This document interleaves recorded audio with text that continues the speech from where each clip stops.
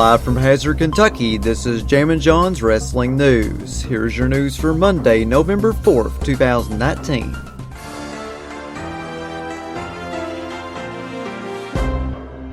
In an interview with Hannibal TV, former WWE Spanish language announcer Hugo Savinovich spoke more about what he heard about the WWE travel situation in Saudi Arabia.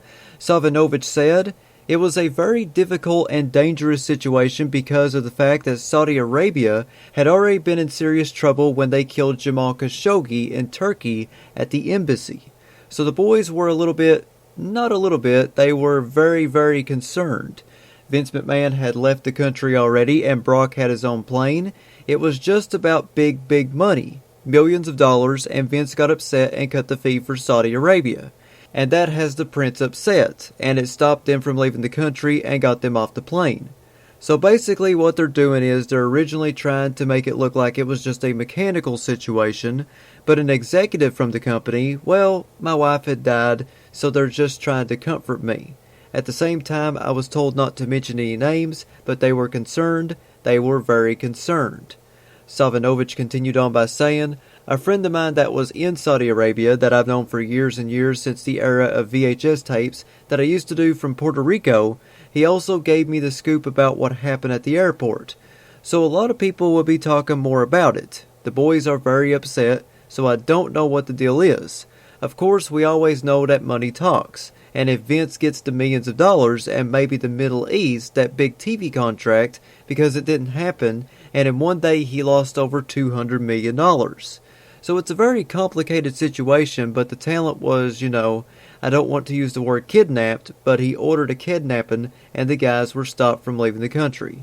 Thanks to 411mania.com for the quotes." And continuing to stay on the topic of Saudi Arabia, the WWE announced the following today.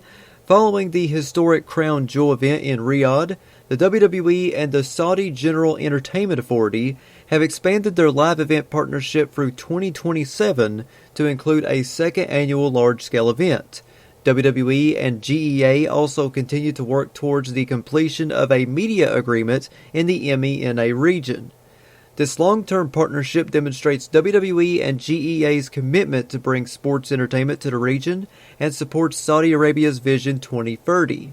HealByNature.com obtained a statement from WWE regarding clarification of the press release by saying, "As I'm sure you've seen, WWE has been public in our earnings materials about working on a long-term agreement for a second large-scale event annually. This is that agreement." And continuing to stay on that topic of the fallout from Saudi Arabia, Reddit user Toy Story 6, who previously broke stories including Jon Moxley being pulled from All Out, noted the following about a backstage meeting at tonight's Monday Night Raw. Toy Story 6 said, "A meeting was held before Raw to discuss wrestlers' issues during and after the Saudi trip. Talent relations discussed speculation by wrestlers on social media created a dilemma for the company. Wrestlers were assured it was a mechanical issue. Wrestlers were discouraged from speculation about the issues. Vince McMahon and the Prince of Saudi Arabia's rumored argument was not discussed." Seth Rollins spoke to the talent. It was said to be an awkward speech attempting to unify the locker room. Lots of talk about how every wrestler is a part of a team and encouraged keeping grievances and speculations off of social media. Some felt Seth Rollins was being forced into a position that doesn't fit him and he is not comfortable with. Talent were given a chance to ask questions. There were none, and I was told the situation felt unresolved. Many are tired and the burnout feeling is high. As a side, Cain Velasquez earned everyone's respect. Heard nothing but high praise for him all over for everything he went through this week with positive attitude. Also, Twitter account at WrestleVotes noted the following about the backstage atmosphere. WrestleVotes tweeted on Twitter, "The vibe backstage at Raw tonight in Long Island is that of weariness, with a majority of the superstars still speaking about the events of the weekend," a source said. "This is likely a topic that will be discussed behind the scenes for a very long time to come." The WWE announced the following today.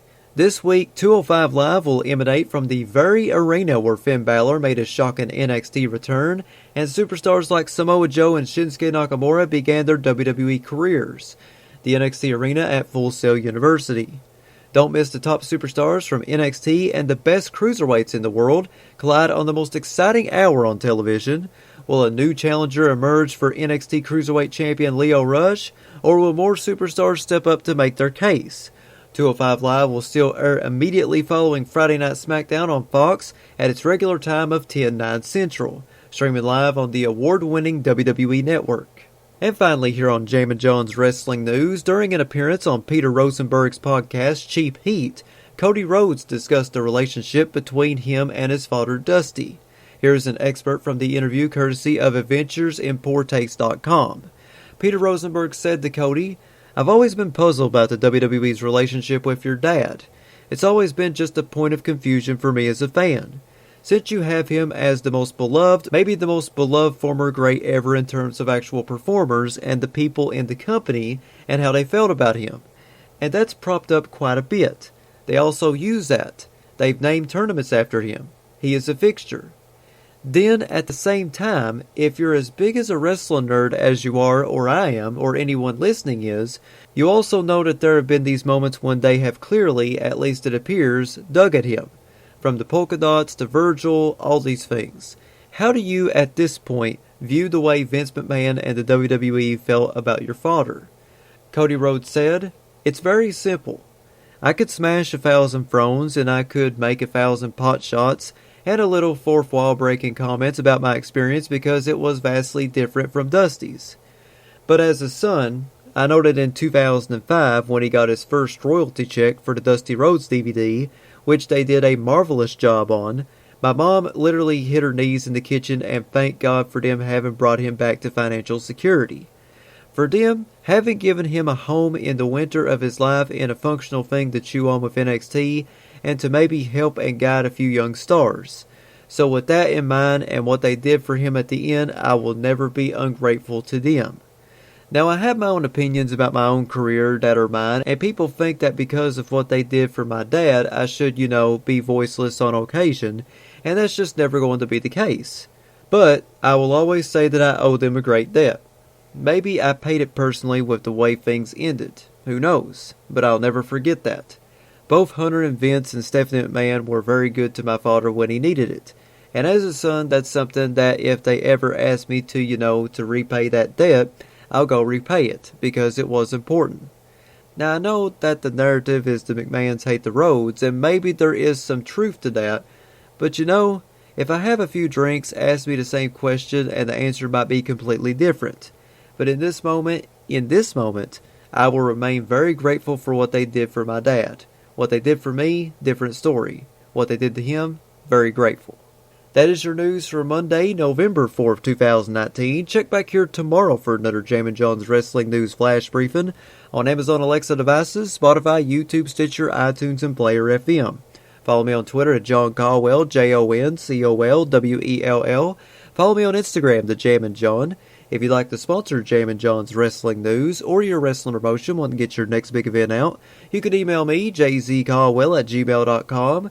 That's JZCOLWELL@gmail.com. Big shout out to Ryan Hurdle and Tony Nelson for subscribing to my Patreon. You too can subscribe to me by going to patreon.com/JamminJohn. I have free packages on there ranging from $3 to $7. Not a whole lot of money. I would greatly appreciate it if you decided to support me a little bit financially. Once again, that's patreon.com/JamminJohn. This is Jammin John saying thanks, goodbye, and I'll see you tomorrow.